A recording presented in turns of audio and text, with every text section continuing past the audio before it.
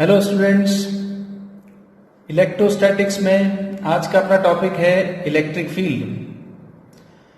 तो फील्ड के बारे में हम सबसे पहले जनरल बात करेंगे। फील्ड, ग्रेविटेशन फील्ड आपने सुना है, मैग्नेटिक फील्ड सुना है। तो ग्रेविटेशन फील्ड क्या होता है? जस्ट आपको पता है अर्थ का ग्रेविटेशन फील्ड क्या होता है। अर्थ के आसपास का जो एरिया, सराउंडिंग एरिया है, जहां पर अर्थ किसी बॉडी को अट्रैक्ट करती है, उसको ग्रेविटेशन फील्ड कहते हैं।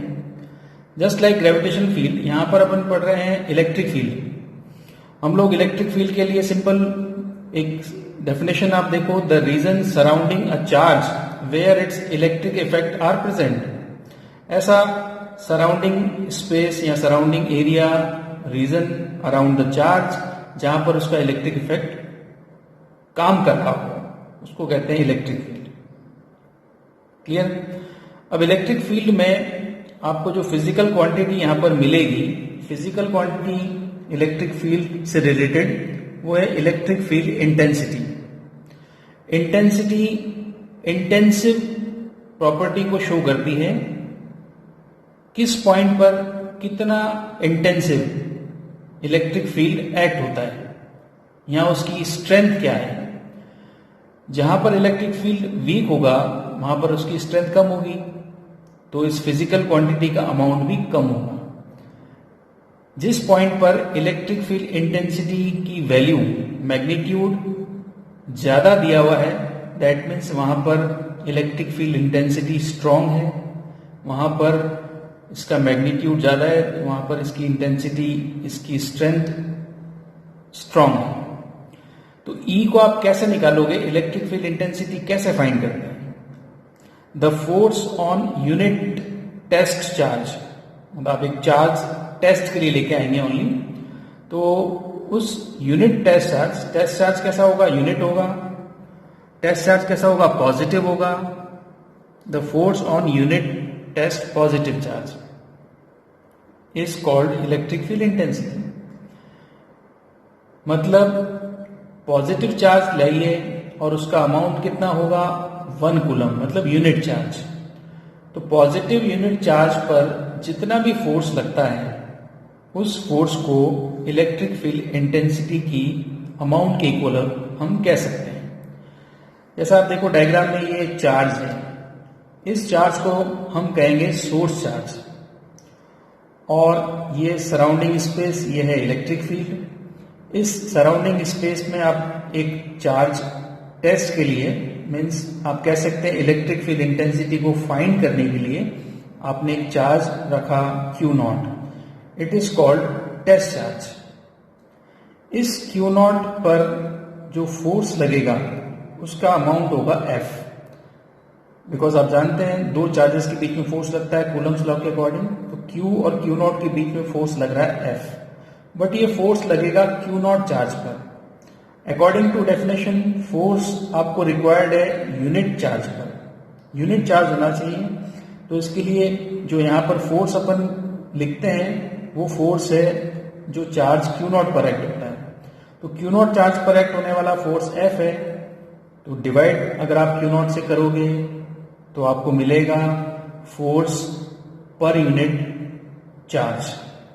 फोर्स पर unit charge is called electric field intensity. इस फॉर्मूले से आप इलेक्ट्रिक फील्ड इंटेंसिटी की वैल्यू फाइंड कर सकते हैं। Now next, electric field intensity की प्रॉपर्टीज देखिए। फॉर्मूला आपने देखा, फॉर्मूले के अकॉर्डिंग आप इसकी यूनिट लिख सकते हैं। यूनिट फोर्स अपॉन कूलम लिखा था चार्ज, तो यहां per unit of electric field intensity Newton पर कूलम। डायमेंशन फॉर्मूला आप इस फॉर्मूले से निकाल सकते हैं, बिकॉज आपको फोर्स का फॉर्मूला पता है, चार्ज का फॉर्मूला पता है, तो net dimension formula m1 l1 t - 3 a - 1 होगा। इलेक्ट्रिक फील्ड इंटेंसिटी कैसी क्वांटिटी है? वेक्टर है, और electric field intensity vector quantity है, तो इसकी direction same as the force experience by positive charge. जो टेस्ट चार्ज आपने रखा था पॉजिटिव चार्ज, वो चार्ज जिस डायरेक्शन में फोर्स फील करेगा वही डायरेक्शन इलेक्ट्रिक फील्ड इंटेंसिटी की होगी। देखिए यहां पर सपोज करें सोर्स चार्ज आपका पॉजिटिव है, ये आपका टेस्ट चार्ज है। ये test charge, because test charge हमेशा कैसा होगा, पॉजिटिव होगा। ये पॉजिटिव है, test charge always must be positive. तो पॉजिटिव चार्ज इस पॉजिटिव चार्ज को रिपेल करता है, तो रिपल्शन फोर्स की डायरेक्शन होगी अवे फ्रॉम द चार्ज। तो यहां पर इलेक्ट्रिक फील्ड इंटेंसिटी की डायरेक्शन भी अवे फ्रॉम द चार्ज होगी। क्लियर? सपोज करें सोर्स चार्ज आपका नेगेटिव है, सोर्स चार्ज तो नेगेटिव हो गया, टेस्ट चार्ज होता ही पॉजिटिव है, तो नेगेटिव चार्ज इस पॉजिटिव चार्ज को क्या करेगा, अट्रैक्ट करेगा। तो इस पॉइंट पर इलेक्ट्रिक फील्ड की डायरेक्शन टुवर्ड्स चार्ज होगी। फोर्थ पॉइंट में आपने ये लिखा है, due to positive charge E is always away from it. Due to positive charge E is always away, and due to negative charge E means electric field intensity, इसकी direction is always towards negative charge. Clear? तो ये एक important point है, electric field intensity की direction, जो आप आगे भी कई बार यूज करोगे। Point number 5, electric field intensity से आप इलेक्ट्रिक फोर्स कैलकुलेट कर सकते हैं, बिकॉज इलेक्ट्रिक फील्ड इंटेंसिटी की डेफिनेशन थी फोर्स पर यूनिट चार्ज। तो यहां से आप फोर्स कैलकुलेट करेंगे, that will be F equals to QE। ये प्रॉपर्टीज हैं electric field intensity. Now electric field intensity की प्रॉपर्टीज के बाद इलेक्ट्रिक फील्ड इंटेंसिटी का अमाउंट कैलकुलेट करते हैं। फर्स्ट अमाउंट कैलकुलेट करेंगे only due to point charge. जो फर्स्ट कैलकुलेट कर रहे हैं वो है due to point charge. Suppose this is source charge Q and there is a point P at distance R। इस पॉइंट P पर आपने टेस्ट चार्ज रख दिया Q0। इस पॉइंट P पर इलेक्ट्रिक फील्ड है E। इस पॉइंट P पर रखे टेस्ट चार्ज पर लगने वाला इलेक्ट्रिक फोर्स है F, और ये direction along this line away from the charge. इस डायरेक्शन को डिनोट करने के लिए एक यूनिट वेक्टर आपने लिया, वो है R कैप। R कैप इस डायरेक्शन को डिनोट करता है। So what is the value of force? First, force between charge Q and Q0. So the force is Q0 upon R square. R is a distance between charges, and direction of this force is R cap, because these both charges are positive. So Q charge Q0 charge को repel करेगा तो ये direction आएगी, और इस direction को denote कर रहा है R cap vector. So the force is Q0 upon R square in the direction of R cap. So electric field intensity, जैसा कि आपने डेफिनेशन पढ़ी पहले, electric field intensity P point पर निकालनी है। कैसे निकालेंगे? Formula force upon charge means force पर यूनिट चार्ज। फोर्स का फॉर्मूला ये रहा, आपने फोर्स की वैल्यू पुट की, Q0 से Q0 कैंसिल होगा, so the electric field due to point charge is KQ upon R square. And what is the direction of electric field intensity? Electric field intensity is in the same direction of force. कैसे? Because force की direction में भी R cap था, electric field intensity की direction में भी R cap, वही R cap आ गया, राइट? अब आप देखें इलेक्ट्रिक फील्ड का अमाउंट किस पर डिपेंड करेगा? सोर्स चार्ज, जो चार्ज है Q, उसके डायरेक्टली प्रोपोर्शनल। मतलब आप जितना बड़ा चार्ज रखेंगे उतना ज्यादा इलेक्ट्रिक फील्ड मिलेगा। क्लियर? दूसरा, इलेक्ट्रिक फील्ड डिपेंड करता है डिस्टेंस के स्क्वायर पर। सो डिस्टेंस जितनी इंक्रीज करेंगे इलेक्ट्रिक फील्ड इंटेंसिटी का अमाउंट कम होता जाएगा। मतलब आप चार्ज से जितना दूर जाएंगे उतना इलेक्ट्रिक फील्ड वीक होता जाता है। क्लियर? यहां पर ग्राफ भी ड्रॉ किया हुआ है इलेक्ट्रिक फील्ड और R के बीच में। इलेक्ट्रिक फील्ड और R के बीच में इनवर्स का रिलेशन है, और इनवर्स रिलेशन के लिए आपको पता है ग्राफ कैसा आता है। क्लियर? कैसा ग्राफ है? Hyperbola. So inverse square relation के लिए ग्राफ हमेशा आता है hyperbola. Clear? Now the next topic is electric field due to group of charges.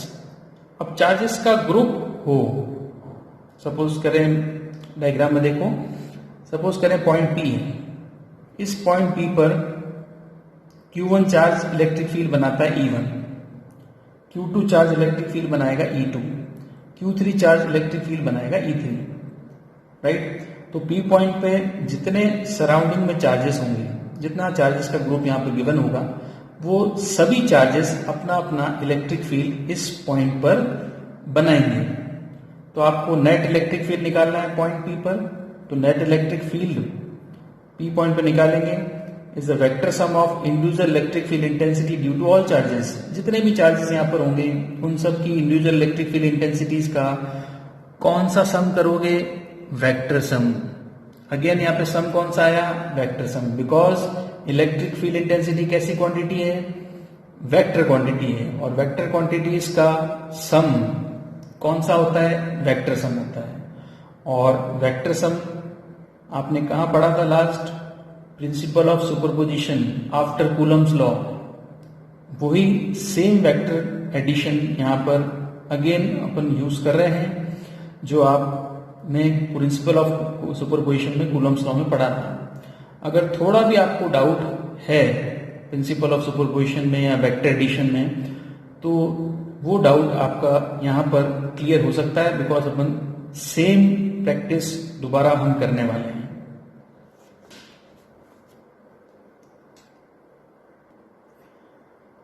तो वेक्टर एडिशन के लिए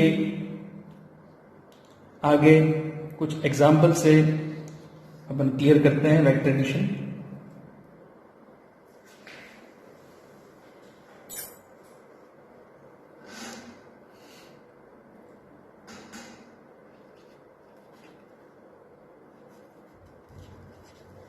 कॉमन क्वेश्चन है, find net electric field intensity at point P।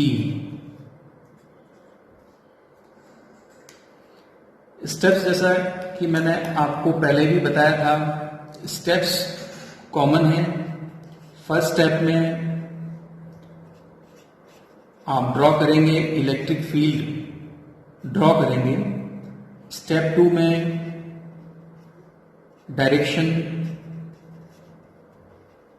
और we can say angle between electric fields वो आप देखते हो। और step 3 magnitude of E, magnitude of E आप देखोगे मैग्नीट्यूड इज सेम और अनइक्वल, चेक करेंगे आप मैग्नीट्यूड। देन स्टेप 4 में वेक्टर एडिशन का फॉर्मूला लगाना है, जो होगा under root E1 square plus E2 square plus 2E1 E2 cos theta. ये कॉमन फॉर्मूला है, बट इसके केसेस और स्पेशल केसेस हम डिस्कस कर चुके हैं principle of superposition coulomb's law में। वहां पर F1 square F2 square 2F1 F2 cos theta लिया था, यहाँ पर इंटेंसिटीज ली हैं तो E1 E2 लिया। बट थीटा एंगल क्या होगा, उन एंगल के हिसाब से आप इस फॉर्मूले को डायरेक्टली भी यूज कर सकते हैं। Now first example, find net E at point P। First example, this is charge plus Q, this is charge plus Q. There are two charges at distance 2r.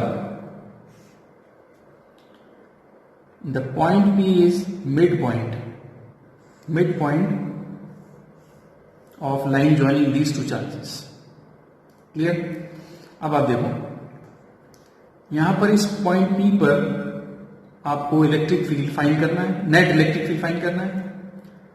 इस पॉइंट P के around कितने charges हैं? 2 charges हैं। कितने electric fields होंगे? 2। तो first step में draw करना है। तो बिकॉज पॉजिटिव चार्ज है, डायरेक्शन क्या होती है positive charge? Away from the charge. So first आया E1, ये डायरेक्शन। सेकेंड वन, ये भी पॉजिटिव चार्ज है, इसकी वजह से इलेक्ट्रिक फील्ड होगा again away from the charge. तो अवे फ्रॉम द चार्ज होगा तो कैसे ड्रॉ करेंगे? चार्ज से अवे डायरेक्शन है, इधर तो टुवर्ड्स हो जाएगा, अवे मीन्स ये direction, that is E2। Clear? So E1 E2 आपने ड्रॉ किया, तो आपको डायग्राम में डायरेक्शन दिखती है, E1 E2 के बीच में क्या डायरेक्शन है, ये दोनों अपोजिट डायरेक्शन में, मीन्स 180 का एंगल इनके बीच में है। तो P पॉइंट पे नेट इलेक्ट्रिक फील्ड फाइंड करोगे तो 180 डिग्री है, 180 डिग्री पर आप लिखते हो E1 माइनस E2। क्लियर। अब इनका मैग्नीट्यूड, जैसा कि स्टेप थर्ड में था कि E का मैग्नीट्यूड भी अपन देख लें, E का magnitude E1 and E2 magnitude इनका इक्वल होगा, बिकॉज चार्ज इक्वल है, डिस्टेंस भी इक्वल है, Q से डिस्टेंस R होगी, इस वाले Q से भी डिस्टेंस R होगी, सो डिस्टेंस एंड मैग्नीट्यूड दोनों इक्वल है, तो दोनों का अमाउंट सेम होगा KQ अपॉन R स्क्वायर। तो दोनों का अमाउंट सेम होगा, तो net electric field at point P equals to 0। Clear. ये फर्स्ट दो चार्जेस को लेकर एग्जाम्पल था। मैं आपको और एग्जाम्पल कराता हूं, आप देखेंगे उसमें डायरेक्शन कैसे चेंज होता है। सेकंड देखो, सेकंड एग्जाम्पल है plus Q charge and minus Q charge, distance between charges is 2R, right. Point P वही सेम मिड पॉइंट है of the line joining these two charges. अब यहां पर मैंने क्या चेंज किया, यहां पर मैंने चेंज किया कि एक चार्ज को नेगेटिव ले लिया। तो सबसे पहले आपको पता है डायरेक्शन बनानी है, इलेक्ट्रिक फील्ड ड्रॉ करना है, तो फर्स्ट ड्रॉ करते हैं। फर्स्ट चार्ज ये है, फर्स्ट चार्ज ये सेकेंड चार्ज, तो फर्स्ट चार्ज का इलेक्ट्रिक फील्ड E1 ड्रॉ कर दिया। लास्ट क्वेश्चन में यहाँ पर पॉजिटिव था, बट यहाँ पर अब नेगेटिव है, तो नेगेटिव चार्ज की वजह से इलेक्ट्रिक फील्ड होता है towards charge, that will B E2 और ये होगा टूवर्ड्स चार्ज। अब आप बताएं एंगल बिटवीन E1 E2, जो सेकेंड स्टेप, फर्स्ट स्टेप में ड्रॉ करना है, सेकेंड स्टेप में इन दोनों के बीच में एंगल बताना है, दोनों सेम डायरेक्शन में है, तो theta equals to 0 degree. Amount magnitude आपको क्लियर है, E1 E2 दोनों का मैग्नीट्यूड सेम है, that will be KQ upon R square. अब आपको P पॉइंट पे नेट इलेक्ट्रिक फील्ड निकालना है, बिकॉज एंगल इनके बीच में 0 है, तो E1 प्लस E2 होगा। 180 पर सब्ट्रैक्ट होता है, 0 डिग्री पर प्लस करते हैं, तो वैल्यू E1 E2 दोनों की वैल्यू को आप ऐड कर दोगे KQ upon R square, add करने पर रिजल्ट आएगा 2 KQ upon R square. EP जो नेट इलेक्ट्रिक फील्ड है ये एक वेक्टर क्वांटिटी है, तो डायरेक्शन के बारे में भी आपको पता होना चाहिए। टोटल इलेक्ट्रिक फील्ड निकाल दिया, इसकी वजह से KQ अपॉन R स्क्वायर, इसकी वजह से भी KQ अपॉन R स्क्वायर, तो 2 KQ अपॉन R स्क्वायर हो गया। डायरेक्शन आप क्या बताएंगे, E1 की डायरेक्शन E2 की डायरेक्शन दोनों सेम थी, सेम डायरेक्शन में दोनों एक्ट हो रहे हैं, तो EP की डायरेक्शन होगी from charge plus Q2 minus Q plus Q2 minus Q। Direction of electric field, because electric field vector quantity है, इसलिए आपको डायरेक्शन के बारे में भी बताना होगा। Now next example, third, 2 charges आपने लिए, नाउ 3 चार्जेस लेते हैं थर्ड न्यूमेरिकल में। यहां पर इक्विलैटरल ट्रायंगल है, साइड A 3 कॉर्नर्स हैं, इन तीनों कॉर्नर्स पर चार्ज प्लेस कर दिया Q, Q, Q and Q। P point कहाँ है, बिकॉज आपको फाइंड करना है electric field, net electric field intensity P point पर, तो P पॉइंट यहां पर होगा सेंटर पे, बिकॉज P पॉइंट सेंटर पे है। साइड A है, तो किसी भी चार्ज से सेंटर की डिस्टेंस आपको पता है, इक्विलैटरल ट्रायंगल में कॉर्नर से सेंटर की डिस्टेंस, सेंटर इस मीडियन को 2:1 में डिवाइड करता है, तो कॉर्नर से सेंटर की डिस्टेंस होती है A/√3। चलिए, ये तो आपकी इक्विलैटरल ट्रायंगल की प्रॉपर्टी आपने पढ़ ली, distance corner to centre A/√3। First step अपन यूज करें, फर्स्ट स्टेप हम लगाते हैं, तो हम फर्स्ट स्टेप में इलेक्ट्रिक फील्ड की डायरेक्शन ड्रॉ करेंगे। कितने चार्जेस हैं, 3, 1, 2, 3 चार्जेस, अगेन हमें 3 इलेक्ट्रिक फील्ड्स ड्रॉ करने हैं। फर्स्ट इलेक्ट्रिक फील्ड इस तरह से E1, सेकेंड इलेक्ट्रिक फील्ड इस तरह से क्यों बता रहा हूं आपको पता है, बिकॉज चार्जेस कैसे हैं, पॉजिटिव हैं, पॉजिटिव चार्जेस हैं, तो डायरेक्शन होगी away from the charge. Third charge का इलेक्ट्रिक फील्ड इस तरह से आएगा E3। तीनों इलेक्ट्रिक फील्ड्स आपने ड्रॉ किए, तीनों इलेक्ट्रिक फील्ड ड्रॉ किए। नेट इलेक्ट्रिक फील्ड लिखना है आपको, तो यहां पर net electric field P point पर लिखना है। तो आपको पता है यहां पे वेक्टर सम होता है E1, E2 एंड E3। सम करना है, वेक्टर एडिशन करना है। बट यहां पर अब हम देखते हैं कि तीन वेक्टर्स हैं, तीनों वेक्टर्स को एक साथ तो ऐड नहीं किया जा सकता। Any2 आप ऐड करोगे तो फर्स्ट अपन पेयर बनाएंगे। पेयर हम बनाते हैं फर्स्ट E1 एंड E2 का। आपको जो कंफर्टेबल लगे, जो इजी लगे, आप उनका पेयर बना सकते हो। First you have to add first any two vectors, then जो थर्ड वेक्टर होगा उन दोनों के रिजल्ट में ऐड होता है। सो E1 E2 को ऐड करना है, तो आप बताइए मुझे E1 E2 के बीच में एंगल कितना होगा? What is angle between E1 and E2? Angle होगा 120 डिग्री। और मैग्नीट्यूड कैसा है वेक्टर्स का? E1, E2, E3, इन सभी का मैग्नीट्यूड सेम होगा, बिकॉज चार्ज सेम है और डिस्टेंस a/√3 ये भी सेम है, तो मैग्नीट्यूड तो सेम हुआ। अब E1 E2 दो वेक्टर्स अगर 120 पर ऐड होते हैं तो इनका रिजल्ट सेम आता है। जो E1 E2 होगा सेम रिजल्ट E1 E2 के किसी भी एक के मैग्नीट्यूड के इक्वल आता है। सो वैल्यू सेम होगी KQ बाय a/√3 का होल स्क्वायर। तो मैं लिख सकता हूं 3KQ अपॉन a²। इसमें E3 ऐड करना है।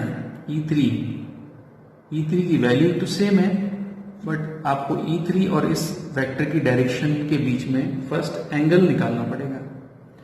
अब आप मुझे बताएं E1 एंड E2 को मैंने 120 पे ऐड किया, ये उसका अमाउंट है, क्योंकि 120 डिग्री पर E1 E2 के दोनों में से किसी भी वेक्टर के अमाउंट के इक्वल अमाउंट आता है। तो ये जो वेक्टर अमाउंट था ये था 3KQ अपॉन a²। ठीक है, E1 E2 E3 सबका अमाउंट सेम है, दो सेम अमाउंट के वेक्टर जोड़ेंगे सेम अमाउंट आएगा, राइट? ये तो क्लियर है। बट इसकी डायरेक्शन आप मुझे बताएं कि E1 E2 को मैंने ऐड किया, इनका रिजल्ट ये है, इसकी डायरेक्शन क्या होगी? ध्यान से देखना, 120 डिग्री पर आप ऐड कर रहे हो E1 को E2 को, इनका जो रिजल्ट मिलने वाला है दिस वेक्टर, ये जो वेक्टर आपको मिला है इसका जो रिजल्ट मिलेगा, इसकी डायरेक्शन जो आएगी वो इस तरह से है, E1 और E2 के बीच में। E1 ऐसा एक्ट हो रहा है, E2 एक्ट हो रहा है, तो जो रिजल्ट आएगा वो ऐसे एक्ट होगा। अब आप मुझे बताएं रिजल्ट और E3 की डायरेक्शन डाउनवर्ड्स है और E1 E2 की डायरेक्शन अपवर्ड्स है। कुछ इस तरह से देखें हम, E1 E2 का रिजल्ट ये जो मिला आपको 3KQ अपॉन a², ये अपवर्ड्स है, और already E3 vector third charge ऊपर था, थर्ड चार्ज से डाउनवर्ड्स आता है E3 वेक्टर। इन दोनों के बीच में एंगल होगा 180 डिग्री, इन दोनों के बीच में एंगल 180 डिग्री। 180 पर आपको पता है माइनस करते हैं तो 3KQ upon a² minus E3 की वैल्यू भी कितनी है? E3 की वैल्यू भी तो 3KQ अपॉन a² है। तो टोटल जो इलेक्ट्रिक फील्ड आया पॉइंट P पर वो हो गया 0। क्लियर? ये था 3 वेक्टर्स का एडिशन। 3 के बाद नेक्स्ट 4 वेक्टर्स ले हम 4 वेक्टर्स लेते हैं, तो 4 वेक्टर्स के लिए आपको स्क्वायर लिया जाता है। 4 charges Q, Q, Q and Q, 1, 2, 3 and 4। Side square है, साइड डेफिनेटली ये होगा। यहां पर सबसे पहले आप पूछेंगे P पॉइंट कौन सा है, तो P पॉइंट अगेन वही सेंटर है। इस P पॉइंट पर नेट इलेक्ट्रिक फील्ड फाइंड करना है। क्लियर? अब फर्स्ट स्टेप में इलेक्ट्रिक फील्ड्स ड्रॉ करते हैं, तो मैंने ड्रॉ किया E1, फिर ड्रॉ करूंगा E2, फिर ड्रॉ किया मैंने E3, फिर ड्रॉ करूंगा E4। सभी पॉजिटिव हैं, इसलिए सभी चार्जेस से इलेक्ट्रिक फील्ड की डायरेक्शन होगी अवे फ्रॉम द चार्ज। अच्छा, इनमें से एक भी चार्ज नेगेटिव होगा तो इलेक्ट्रिक फील्ड रिवर्स हो जाएगा। सपोज करें थर्ड चार्ज नेगेटिव है तो ई ऐसे नहीं ऐसे होगा, फिर आपका एंगल बदल जाएगा, एंगल बदलेगा तो वेक्टर एडिशन का तरीका बदल जाएगा। यहां पर E1, E2, E3, E4 4 electric fields हैं, सबका सम करना है बिकॉज P पॉइंट पे इलेक्ट्रिक फील्ड निकालना है। आपने पढ़ा सभी इलेक्ट्रिक फील्ड्स का वेक्टर सम करना हो तो E1, E2, E3, E4 कौन सा एडिशन है? Vector addition. क्लियर? सबका अमाउंट कैसा होगा? अगेन आपको दिख रहा है इक्वल होगा बिकॉज चार्जेस कॉर्नर पे सेम है, डिस्टेंस सेम है। E1, E2, E3, E4 equal to मैंने E लिया बिकॉज अमाउंट सबका सेम है, मैंने E लिया। E की वैल्यू भी आप लिख सकते हैं, दैट इज KQ अपॉन क्या होगा डिस्टेंस? यहां पर डिस्टेंस होगा हाइपोटेन्यूज का हाफ। तो हाइपोटेन्यूज कितना होता है? स्क्वायर का √2a, √2a का हाफ a बाय √2 स्क्वायर, ये वैल्यू होगी, राइट? नाउ वेक्टर एडिशन करना है। आप बताएं किसका वेक्टर एडिशन करेंगे, किसमें क्या ऐड करेंगे? मीन्स यहां पर 4 वेक्टर्स हैं, आपको करने 2 वेक्टर्स ऐड हैं, तो आप किन 2 को ऐड करना प्रेफर करेंगे? बताइए। 1 को 2 के साथ एंड 3 और 4 के साथ, या उससे इजी मेथड है? सोचिए थोड़ा सा। उससे इजी है कि आप E1 और E3 को ऐड कर दें, नेक्स्ट E2 एंड E4 को ऐड करें। ऐसा क्यों?